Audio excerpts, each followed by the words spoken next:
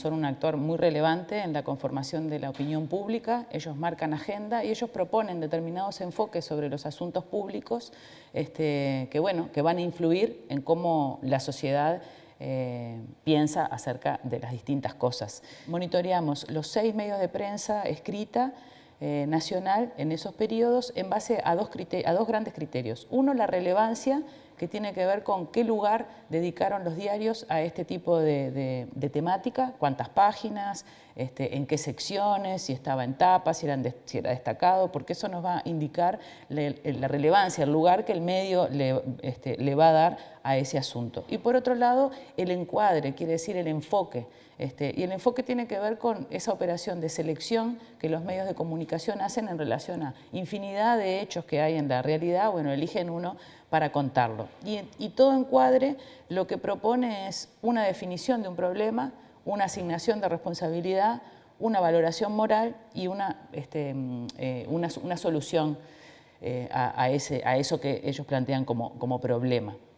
Entonces, bueno, lo que vimos en términos generales es que el tema fue muy importante para la prensa. Mayoritariamente se ubicó en la sección política, eso habla también de la relevancia.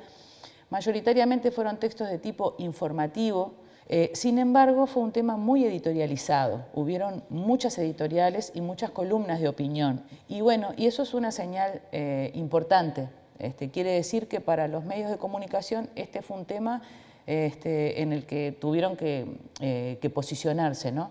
Surgieron cosas también bien interesantes en relación a la valoración moral, ¿no? Que ahí, Juan, capaz que vos podés contar un poquito más en detalle eso. Sí, nosotros lo que planteamos fue algunos criterios para tratar de establecer cómo ve la sociedad o cómo ven las personas estas políticas de transferencia desde el punto de vista moral, ¿no? Es decir, si las ven como correctas o incorrectas. Pensamos 6 criterios. El criterio de responsabilidad.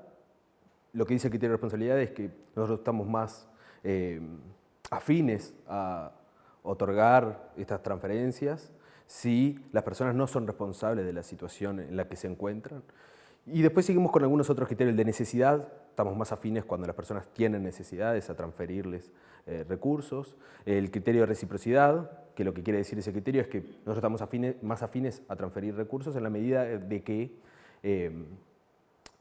las personas han hecho algo para merecer esa transferencia. Luego pensamos en 3 criterios que son un poco más contextuales, ¿no? Universalismo, es la idea de que todos tenemos algunos derechos, por eso universalismo, son derechos universales, y estas políticas podrían satisfacer o no esa idea de derechos universales.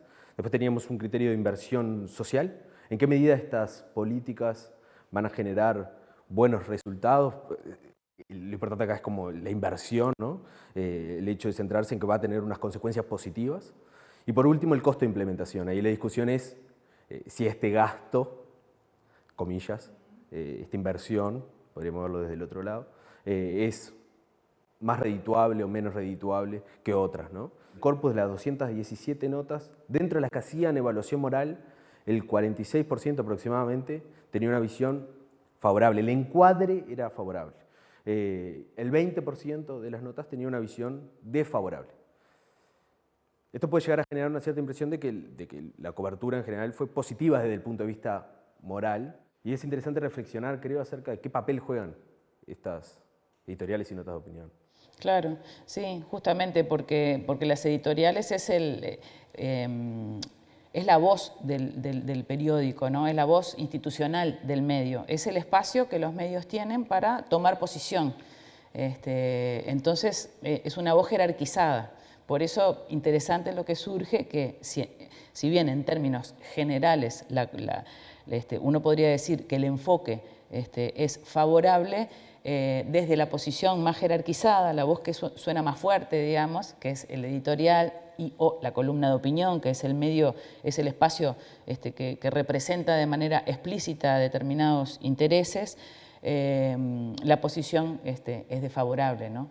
También me parece que algo que fue bien interesante fue el tema de cómo se categorizaban a los sujetos beneficiarios, a quienes recibían esa transferencia, relevando cómo las notas mencionaban a esas personas, ¿no? Y lo que se ve es que, si bien en el conjunto de la cobertura un 7% de las notas mencionan a estas personas como sujeto vago o aprovechador, esa mención se triplica en los editoriales y columnas de opinión. Quienes toman decisiones sobre las políticas públicas sí leen los diarios y bueno, y no es unidireccional, digamos, pero son mecanismos importantes para ver bueno, por dónde están circulando las opiniones y la generación de opiniones en una sociedad. Exactamente. La construcción de ese imaginario social, cómo vemos a aquellas personas que reciben, por ejemplo, estas transferencias, se construye en parte en los medios de comunicación y es interesante, creo, llamar a la reflexión desde la academia acerca de cómo construimos esos datos, la información objetiva. Es bien interesante cómo la investigación integró la dimensión comunicacional a una investigación más amplia. En general, se hacen investigaciones sobre comunicación y sobre otros aspectos más sociales, políticos, filosóficos. Y también algo interesante es que pudimos ver que investigaciones similares en relación a este tipo de programas y la prensa realizadas en otros países, hay una investigación hecha en Brasil, muestran resultados similares a estos que estábamos mencionando, por ejemplo, en relación al tema de la editorialización de estos asuntos. Entonces forma parte de fenómenos más amplios y, bueno, y que quedan sentadas como una línea de base, digamos, para seguir para adelante, ¿no?